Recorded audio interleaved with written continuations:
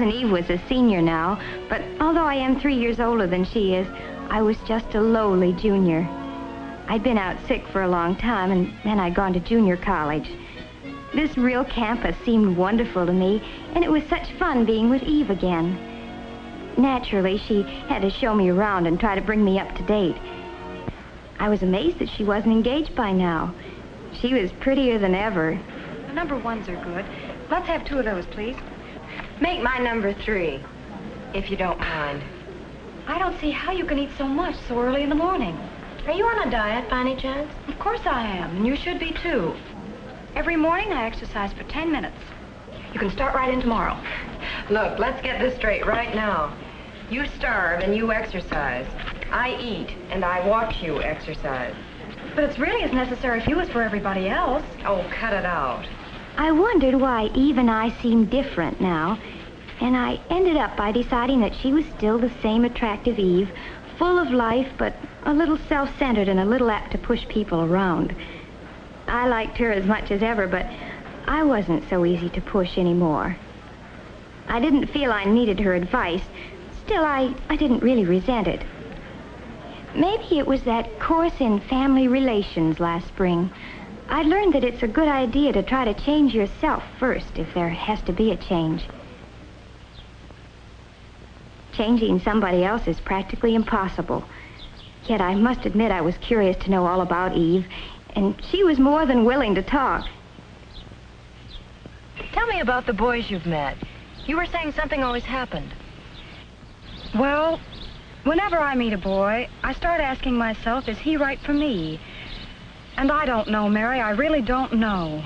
There was one you wrote about. His name was Alex, I think. Why did that fall through? That's just it, Mary. I don't know. I can't for the life of me figure out what happened. Take Alex, for instance, she said. I was down at Riley's one afternoon with the gang. I'd heard of him, but I'd never met him. He was a football star. I liked him, and he liked me right from the start. We found plenty to talk about, and neither one of us could figure out how we'd been on the campus for 2 years without ever meeting before. He was lots of fun. We decided to spend the afternoon together. It turned out that was just the first of a whole slew of afternoons. He was really sweet and, oh well, just nice to be with. I guess I was a little proud, too, that a varsity football player was paying so much attention to little me. Well, as I said, Eve went on, we saw quite a bit of each other. But after a few months, his popularity got annoying. We were never really alone, and he never stopped worrying about his appearance. Did his collar look better buttoned or unbuttoned? Why, I could have been wearing a little number by Dior, and he wouldn't have noticed it. But if there was a new girl in the place, he was all eyes and smiles. It wouldn't make any difference what she looked like as long as she had some simpering crack to make about how well he'd played on Saturday. I began to catch on that those forward passes could be used 2 ways. And finally, I had more than I could stand, and I told him exactly what I thought of him. He didn't take it as well as he took compliments. Said I didn't appreciate the importance of his career. Career, indeed. Who ever heard of a wolf with a career? And then there was Arthur. Arthur was different. Awfully nice, but awfully different. The gang called him the Brain because he was such a whiz at math. And he was always ready to help a friend.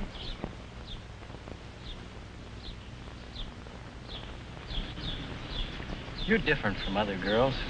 That's what you think. You're smarter. You're almost like a man. Oh, no, I'm very much the woman. I don't think of you that way at all. I don't get you at all. I know. You think math is exciting, but you really ought to get yourself straightened out. You'd be surprised how many things are just as exciting as math. Now, really, you don't think there's anything wrong with me? Oh, forget it. I've got to go now. We'll talk about it some other time. But there never was another time, said Eve. I was just another problem to him.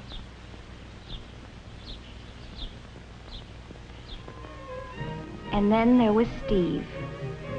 Steve was Eve's boyfriend for a whole spring term.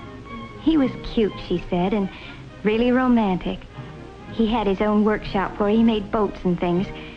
Eve used to come by to pick him up after her classes were over.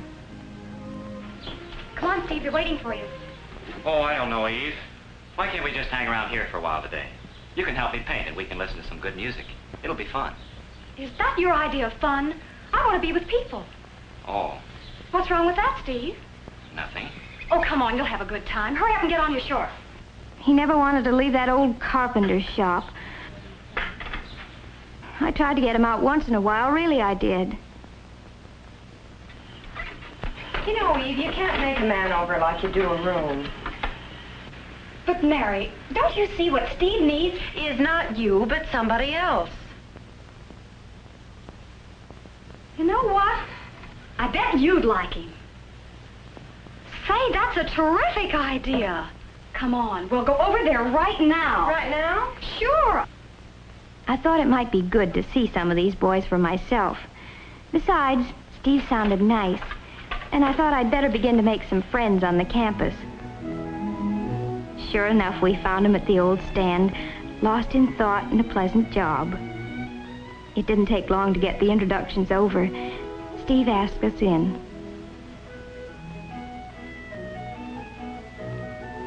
It seemed like a nice place with a real atmosphere of its own, but evidently not one that Eve liked especially. But Eve is like that, jumpy, full of energy. She never could sit still for long.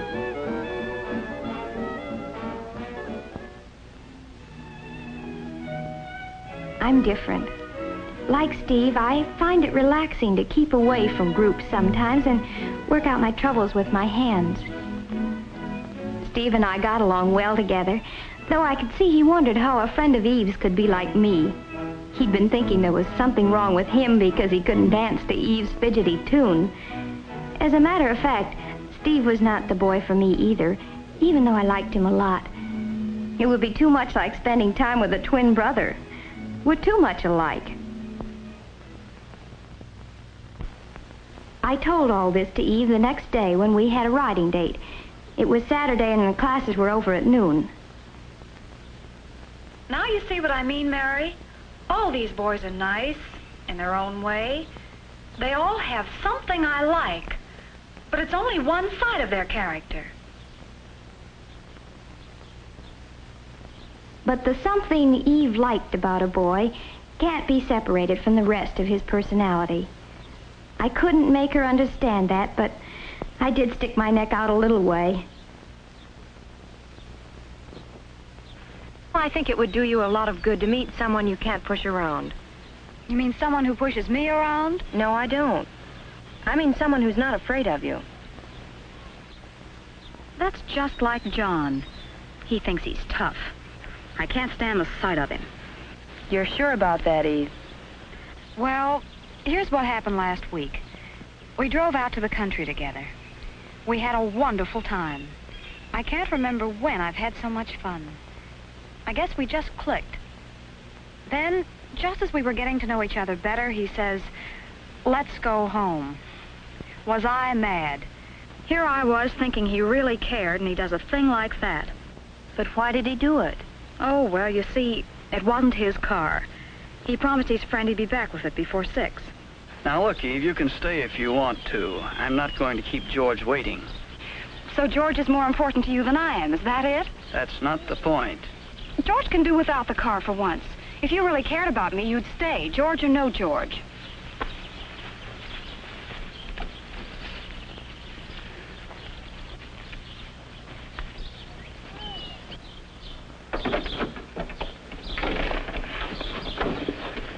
You wouldn't want me to break a promise, would you? Why not? Well, I won't. I'm not going to let George down, even for you. You'll start sprouting wings if you don't watch out. Move over, boss. You're so inconsiderate.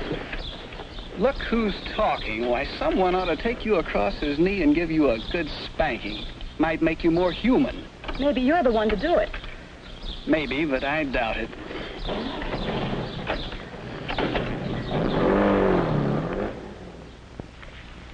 He sounds like the best of all. Are you serious? Why?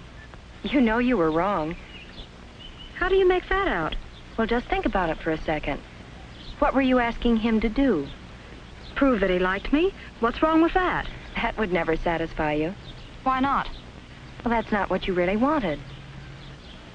Well, what was it then? You wanted him to do what you told him to do. That's what you always want, Eve. That's terrible. I thought I'd gone too far, but now that she knew what she was doing, she could decide for herself if she wanted to change. That's always the hard thing to learn, that if any change is possible, it must be changing yourself. You have to take other people as they come, or else leave them alone. I started thinking about Eve's boys. They had the same problem.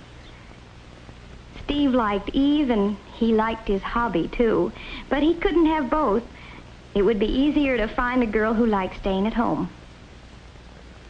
While Arthur probably needs some help in order to change.